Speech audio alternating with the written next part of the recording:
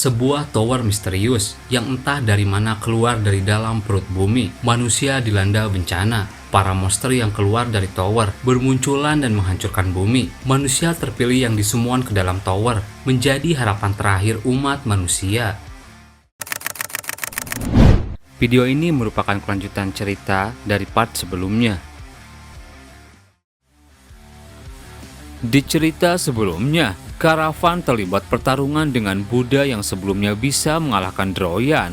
Setelah situasi mereda, Jaehwan yang menangkap Imai tak bisa menahannya hingga membuat Imai pergi untuk selamanya. Setelah kepergian Imai, Seolha mengambil pedangnya dan teringat ikatan mereka. Saat dulu selalu bersama menghabiskan banyak waktu bersama Seolha, hingga Imai membujuk Seolha kembali, sampai mereka harus bertarung. Seolha yang teringat itu bertanya pada Jaehwan, "Kenapa kau lakukan ini?" Jaehwan menjawab, "Aku hanya ingin lihat sesuatu." Seolha menyela, "Melihat apa? Rasa terima kasih atas belas kasihan yang setengah-setengah, atau harapan bodoh kalau Imai bisa jadi salah satu dari kita, atau kata-kata kasihan yang akan muncul dari mantan Kapten Fissure." Seolha kesal, "Kenapa kau selalu membuat keputusan-keputusan manusiawi yang tidak perlu dibuat? Bukankah kau hidup untuk membawa kehancuran pada dunia ini? Tidak ada tempat untuk kemanusiaan pada jalan yang kau tepaki. Bukankah kau orang yang akan membawa akhir pada dunia ini? Maka jangan pasang muka seperti itu lagi." Sieren dan Runad mendekat. "Jaehwan, kau tidak melakukan kesalahan apapun."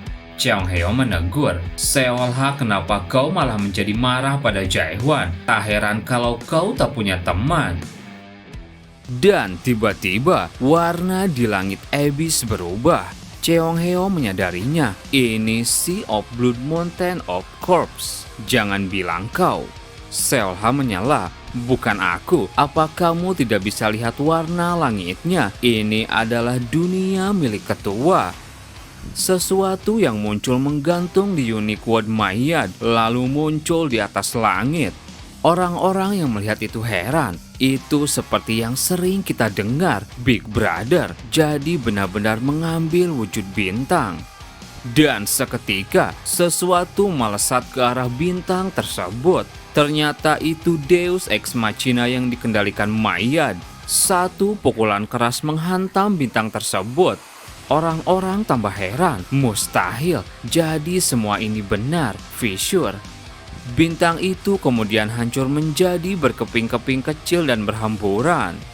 Hari ketika dunia ditelan kegelapan dan pecahan bintang yang hancur tersebar di langit, para penghuni setiap site bersorak dan meneriakkan namanya. Runad mendekati Jaehwan. Mereka menyadari sesuatu. Hanya ada dua orang yang memiliki sesuatu berbeda yang dilihat selain bintang yang berjatuhan. Setelah kejadian itu, berita besar langsung tersebar. Big Brother telah tiada, dan sekarang kita hidup dalam dunia setelahnya. Itulah pernyataan yang dibuat Fissure pada hari yang mereka sebut Revolution. Deklarasi Mayad menyebar dalam waktu 1 bulan. Beberapa menolak untuk percaya, namun mereka pun tak bisa menyangkal akan suatu hal, bahwa sekarang ini adalah era Fissure. Orang-orang bilang, jadi semua yang dikatakan Fissure selama ini adalah kebenaran. Big Brother benar-benar memiliki wujud bintang, dan selama ini setiap tindakan yang mereka lakukan adalah upaya untuk menjatuhkannya. Mungkin Fissure sebenarnya adalah penyelamat Abyss. Seolha yang mendengar percakapan itu kesal. Seolha kemudian pergi menemui Nameless. Seolha meluapkan kekesalannya pada Nameless. Gara-gara bajingan itu semua insiden di site ke-7 terkubur. Kenapa harus sekarang? Kalau saja situasinya berjalan sesuai rencana. Nameless, jangan diam saja, katakan sesuatu. Nameless lalu bilang, "Seolha, tenangkan dirimu. Kemarahan bisa mengaburkan akal sehat." Seolha menyela, "Bagaimana aku tidak marah? Semua yang telah kita lakukan selama ini berubah jadi sia-sia. Katakan padaku apa orang itu benar-benar membunuh Big Brother." Nameless menjawab, "Mungkin iya atau mungkin tidak." Seolah tambah kesal, tidak bisakah langsung katakan iya atau tidak? Nameless malah bertanya, Seolha, berbentuk apa dunia tempat yang kau tinggali? Seolha menjawab, berbentuk bundar dengan gravitasi. Nameless bertanya lagi, bagaimana kau bisa yakin itu? Bukankah itu sudah masuk ke dalam akal sehat? Itulah pengetahuan dasar yang diberikan oleh para ilmuwan. Seolha semakin kesal, langsung katakan intinya saja. Nameless berkata, para ilmuwan pun bisa menemui fakta kebenaran atau bisa memanipulasi itu. Seolha kemudian menyadari sesuatu. Apa maksudmu? Jangan bilang kalau Big Brother adalah sebuah kebohongan. Lalu bagaimana dengan bulan yang kau lihat itu, Nameless? Jangan bilang kalau bulan itu juga palsu. Apa kau berbohong pada kami? Nameless menjawab, aku tidak berbohong. Bulan itu adalah kebenaran. Itu adalah fakta yang tak terbantahkan. Tapi fakta yang aku lihat itu apakah kebenaran atau tidak, aku tidak tahu. Tidak ada yang pernah benar-benar tahu. Jika memang ada orang yang bisa melihat kebenaran itu, maka dia adalah satu-satunya. Dia adalah harapan Abyss.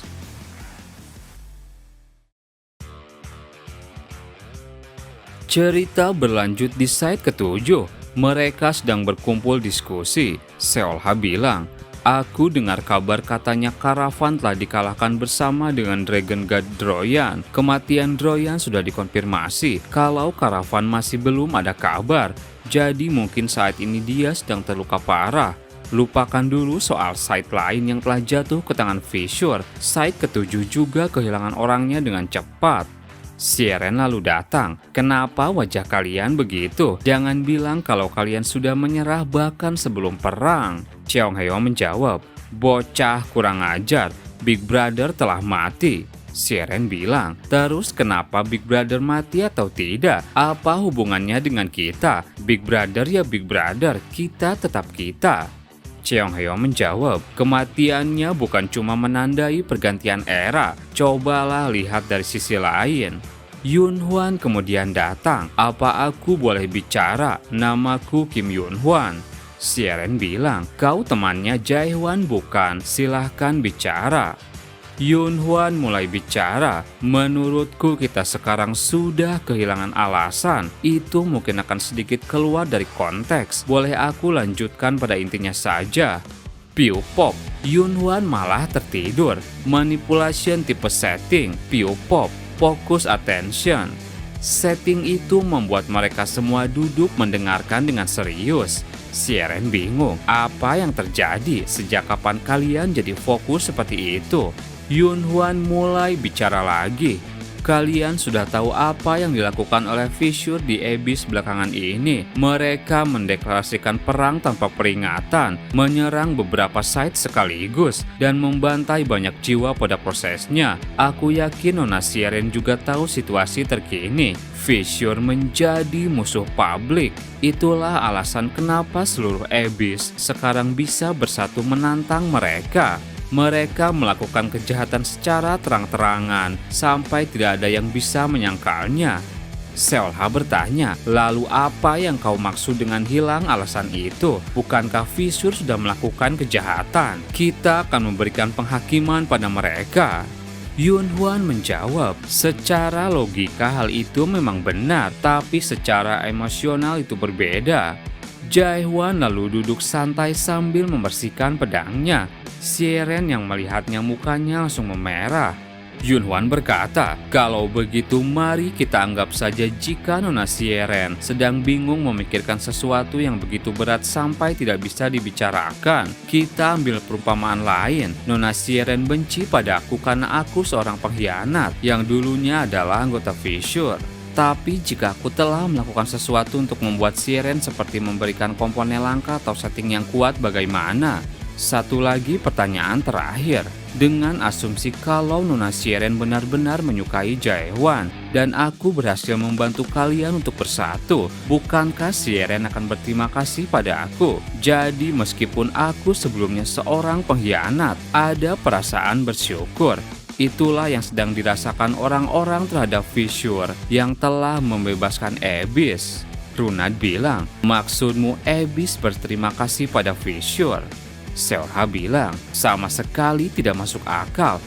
Yunhwan menjawab, secara logika memang tidak masuk akal, tapi secara emosional hal itu bisa terjadi. Tumbangnya Big Brother adalah peristiwa yang sangat besar. Segala kejahatan yang dilakukan Fissure sebelumnya sudah dianggap tidak penting lagi. Bagi mereka, Fissure adalah pahlawan Abyss. Deklarasi yang dilakukan Mayat belum lama ini juga memperkuat citra itu. Dia bilang akan menyatukan semua individu dunia di Abyss menjadi satu dan menciptakan dunia tanpa adanya perang. Siren heran, itu tidak mungkin terjadi. Yunhwan menjawab, meski tak yakin, tapi ada orang yang percaya dunia baru itu. Faktanya beberapa site telah dikuasai oleh Fissure, mengatakan kalau lebih baik yang sekarang daripada sebelumnya. Jelas itu adalah propaganda, tapi tetap saja hal itu tidak bisa membenarkan segala hal yang sudah mereka lakukan. Siren tambah kesal. Aku tahu ini terdengar munafik karena keluar dari mulutku, tapi apapun hasilnya, kau tak bisa menghapus apapun yang telah terjadi. Seolha berkata, sudah cukup basa-basinya, langsung ke intinya. Siren bilang, haruskah kita membunuhnya saja? Yunhwan menggebrak meja. Nona Siren benar, itu memang salah, tapi keadilan kecil sudah terinjak-injak dan tujuan yang lebih besar telah terwujud. Kematian Big Brother adalah peristiwa besar dalam sejarah Abyss. Siapa orang yang di era ini yang berani menantang pemimpin Fissure? Seolha bilang, jadi apa kita harus menyerah saja? Yunhwan menjawab, tidak, kita akan cari orang itu, seseorang dengan kemauan dan keyakinan yang bahkan lebih besar dari pemimpin Fissure itu sendiri. Mendengar semua itu, mereka melihat ke arah Jaehwan, tapi ia sudah tidak ada di kursinya. Kemana dia pergi? Ternyata Jaehwan pergi ke sebuah hutan. Satu gol menyerang dari belakang, tapi dengan mudah dihabisi Jaehwan.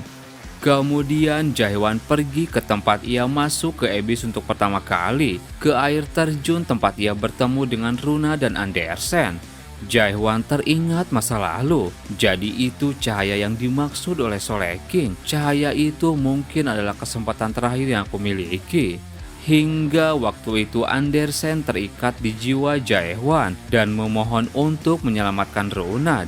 Tolong selamatkan, dia adalah satu-satunya pengikutku. Di sana Jaehwan membawa tubuh burung yang pernah dimasuki Andersen. Itu janji yang seharusnya kau tepati.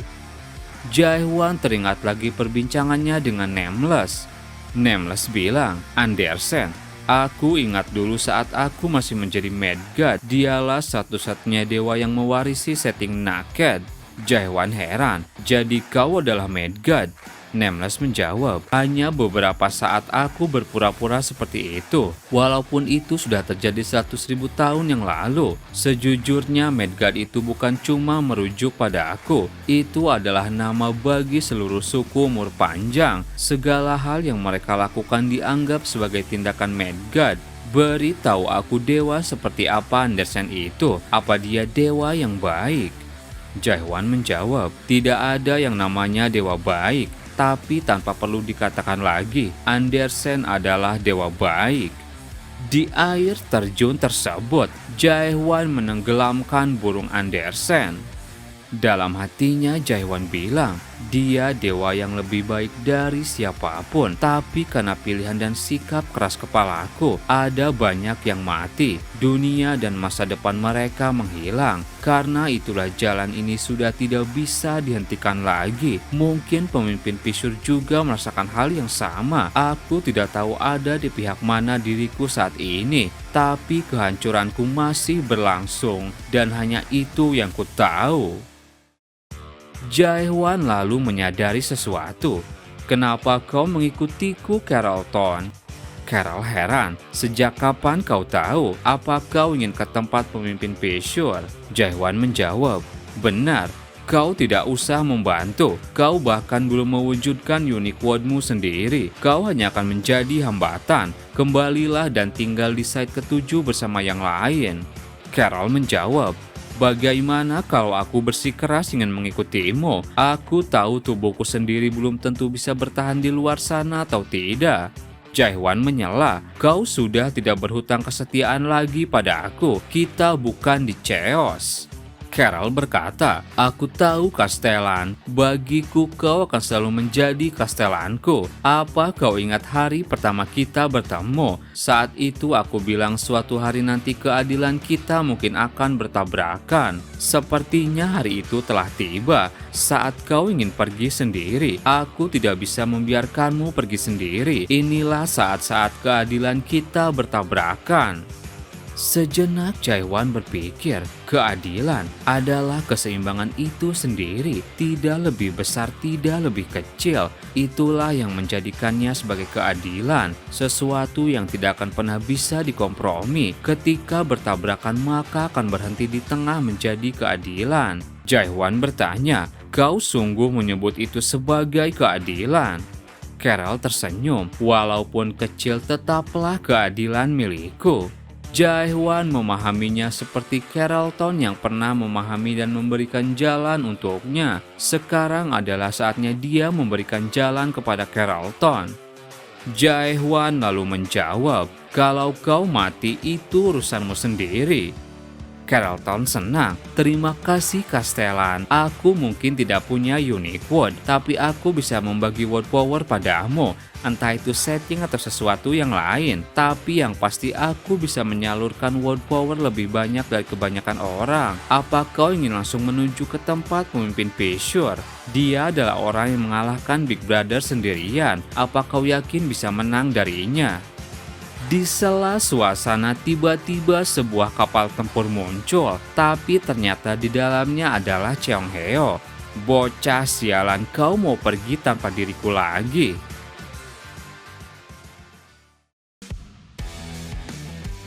Cerita berpindah ke markas Fissure. Kasim sedang bicara dengan Buddha. Kasim bilang, kita mengirim Mirel dan 4 Suprimona ke site ketujuh Epoch bersama dengan 20 Awakener Stage 3, tapi kelompok kita tidak akan bisa menghentikan mereka. Nameless itu bukan lawan yang bisa diremehkan. Buddha menjawab, Nameless telah berlatih dengan disiplin. Dia lebih kuat darimu, tapi tidak jika dalam pertarungan langsung. Beritahu Mirel untuk tetap waspada. Ngomong-ngomong, bagaimana kondisi mayat saat ini? Kasim menjawab, dia masih kelelahan sejak hari revolusi. Buddha langsung tertawa. Memang tidak heran, menarik Big Brother ke langit adalah pertunjukan terhebat di seluruh alam ini. Kasim bertanya, Kapten pertama apa menurutmu dia benar-benar akan ke sini? Buddha menjawab, Mayat bilang begitu, jadi dia pasti akan ke sini. Karena itu aku membiarkan yang satu ini tetap hidup untuk dijadikan umpan. Terlihat Karapan dijadikan sandera. Buddha berkata, sekarang rencana Fissure untuk membuat The One World sudah dekat. Tak lama lagi dunia baru akan terbuka. Tapi kulihat kau tampak skeptis. Apa menurutmu dunia tidak bisa berubah hanya karena satu bintang jatuh? Kasim menjawab, aku cuma Awakener biasa, jadi aku tidak mengetahui hal seperti itu. Dan di tengah percakapan, tiba-tiba sebuah serangan datang. Buddha menyadari sesuatu dan tertawa. Akhirnya dia datang. Inilah tahap awal dari perang terakhir Abyss. Di sana, Jae-hwan, Carlton, dan Cheong Heo muncul. Terima kasih buat teman-teman yang udah nonton video ini sampai habis. Mohon maaf jika ada salah. Admin pamit dan sampai jumpa di video berikutnya.